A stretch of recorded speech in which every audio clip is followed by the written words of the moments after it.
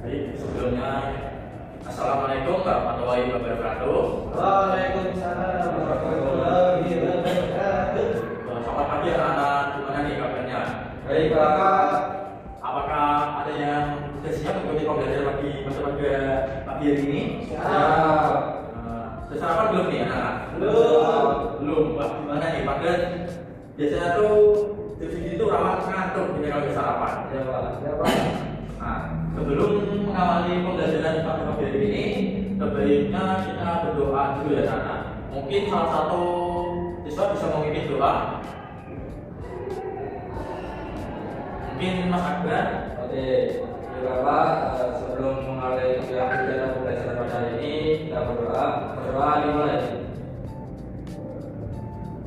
Berdoa selesai. Baik, terima kasih Mas Akbar yang sudah memimpin doa pada pembelajaran kali ini. Mungkin sebelumnya Bapak akan absen dulu ya anak. Abrio itu kamu. Hadir Bapak. Miftahul Irfan, Oke Pandu, Bayu Adian, Muhammad Akbar. Mungkin dari semua ya anak. Pada pagi hari ini Bapak akan menjelaskan materi tentang perdagangan internasional. Mungkin anak-anak sudah pernah atau sudah tahu ya apa itu ekspor impor. Mungkin bisa tahu, bisa dijelaskan? Ya Pak. Baik. Ekspor merupakan kita mengirim barang dari dalam negeri ke luar negeri, dan impor kita membeli barang dari luar negeri ke dalam negeri Pak. Oh, baik, makasih ya. Benar juga ikannya Mas Bija tadi. Ekspor dan impor itu suatu pengiriman barang kerjasama antar negara, yaitu yang dilibatkan oleh jual beli barang ya. Nah, sebelumnya apakah anak-anak pernah memakai barang ekspor atau impor dalam kehidupan sehari-hari? Ada nggak? Mungkin contohnya yang anak-anak lakukan? Ya Pak. Ya, menurut kerja apa ya? Kira-kira? HP Pak atau motor Pak. Motor. Terus apa lagi? Ada yang bisa nyebutin lagi? Sepatu Baju, sepatu. Ya, bagus. Mungkin bisa ditambahin Bapak kayak kendaraan dari negara-negara yang maju ya. Nah, tadi yang dijelaskan tadi yaitu ekspor adalah menjual barang atau produk ke luar negeri. Pelaku atau perusahaan tersebut sebagai importer. Tujuannya untuk memperoleh keuntungan dan menambah devisa negara. Contohnya Indonesia mengekspor tekstil ke Amerika. Mungkin selain itu ada lagi nggak tadi selain tekstil kirim ke Amerika? Mungkin Mas Akbar.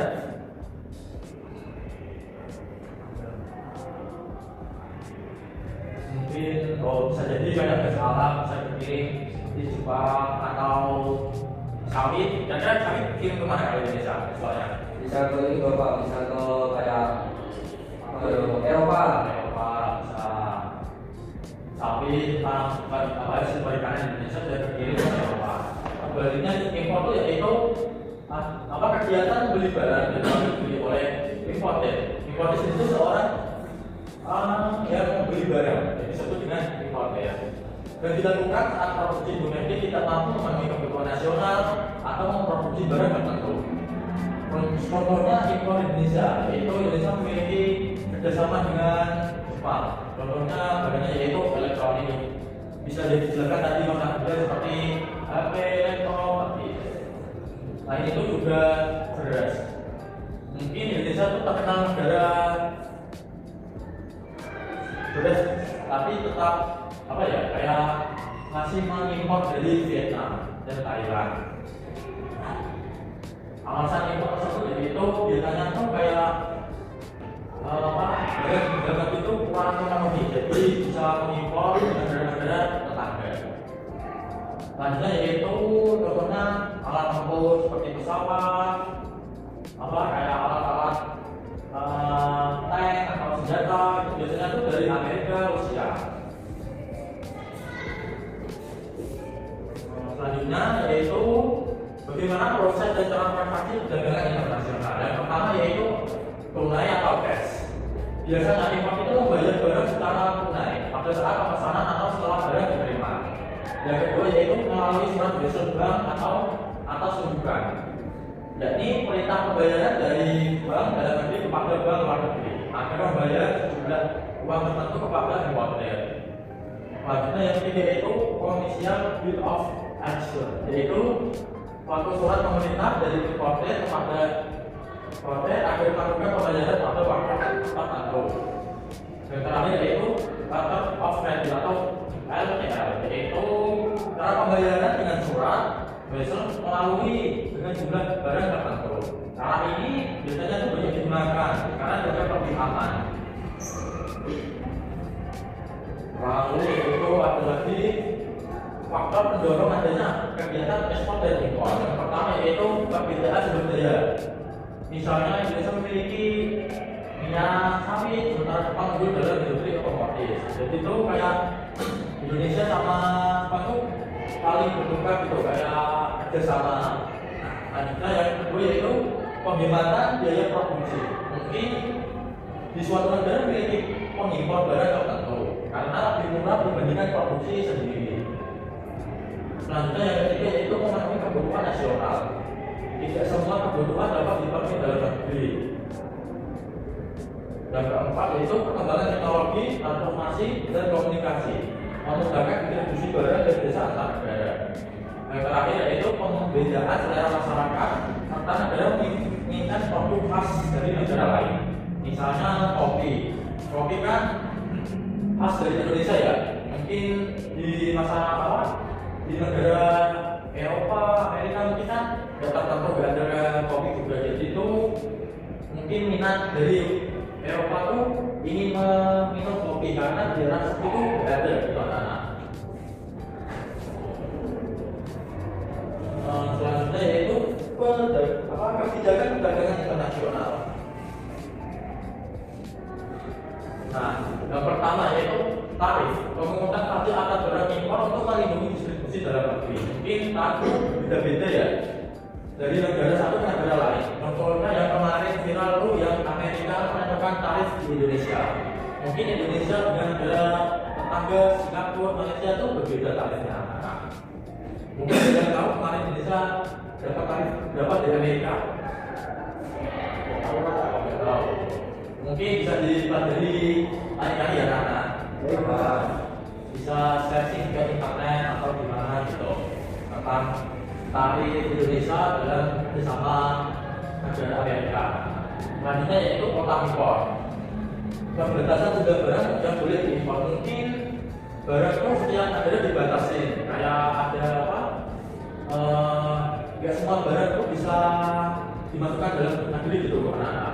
Mungkin biasanya itu setiap bandara atau ada petugas bea cukai yang mengecek barang-barang yang diimpor tersebut.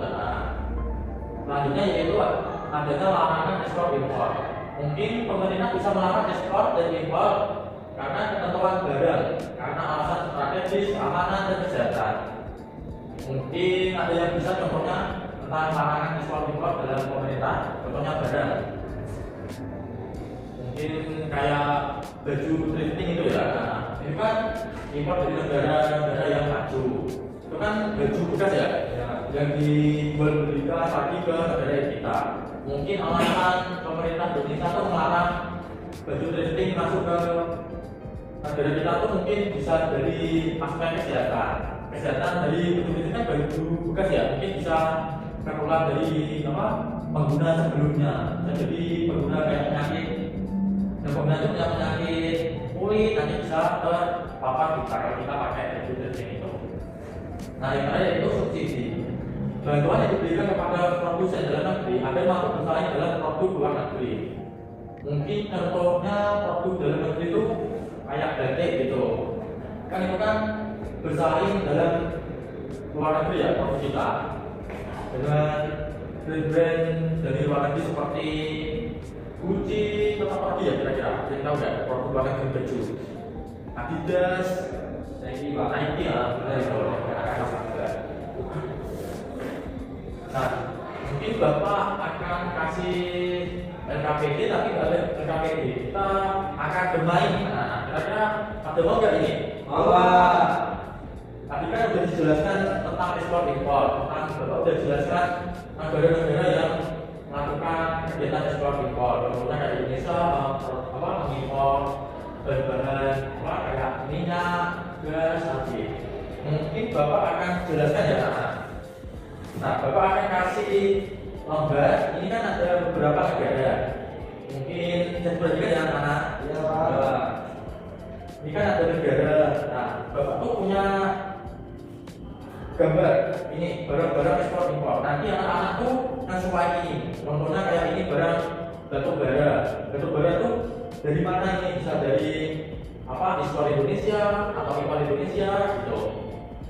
Mungkin kita saling mendudukan antara negara ekspor dengan barangnya gitu. Apa ya Pak? Nah, mungkin yang mana nih? Bapak kasih satu ya, membayar jawaban ya. Ya Pak.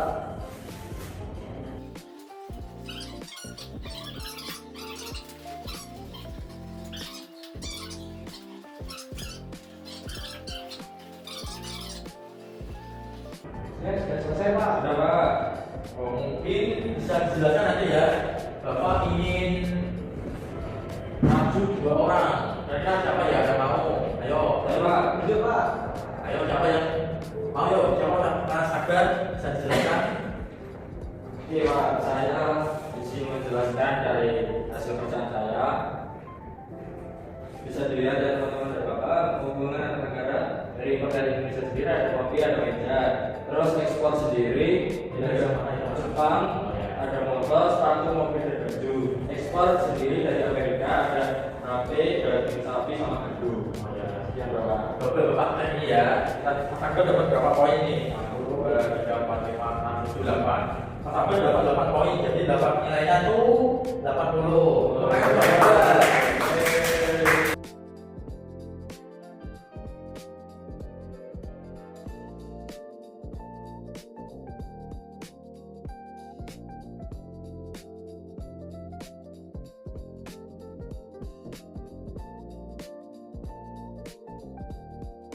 Mungkin yang lain nanti Bapak cek sendiri ya anak-anak. Saya kumpulkan ke depan. Baik Pak. Ya. Nah, mungkin pembelajaran pada kali ini Bapak beri kesimpulan ya anak. Mungkin ada yang tahu kesimpulan dari pembelajaran pada hari ini? Ya Pak. Baik, makasih yang Bapak.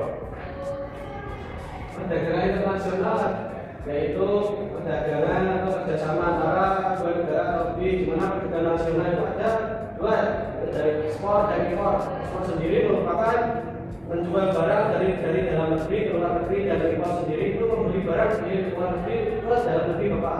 Itu alamat dia masa yang dulu. Nah, itu dari karena dia tadi masa dia tadi itu perdagangan internasional melalui kegiatan ekspor dan impor dilakukan karena setiap negara memiliki perbedaan sumber daya yang kebutuhannya pun tidak dapat dipenuhi sendiri. Mungkin adanya kerjasama ekspor impor, 2 negara tersebut saling kayak membutuhkan, saling kerjasama. Nah, ekspor sendiri itu diberikan pemasukan berupa devisa, sedangkan impor membantu memenuhi barang yang belum dapat diproduksi dalam negeri. Arus perdagangan ini dipengaruhi oleh beberapa yaitu faktor biaya produksi, teknologi, dan selera masyarakat. Mungkin pemerintah sudah berkontribusi dalam pengaturan perdagangan internasional, contohnya melalui tarif, kuota, subsidi, dan larangan ekspor impor. Mungkin lembaga pemerintah sendiri contohnya adanya lembaga biaya cukai. Serta keseluruhan perdagangan internasional berperan penting dalam meningkatkan kesejahteraan dan kerjasama antar negara. Mungkin dari pembelajaran pada pagi hari ini Bapak sampai sini ya anak-anak. Mungkin bisa Bapak kasih tugas harian nanti.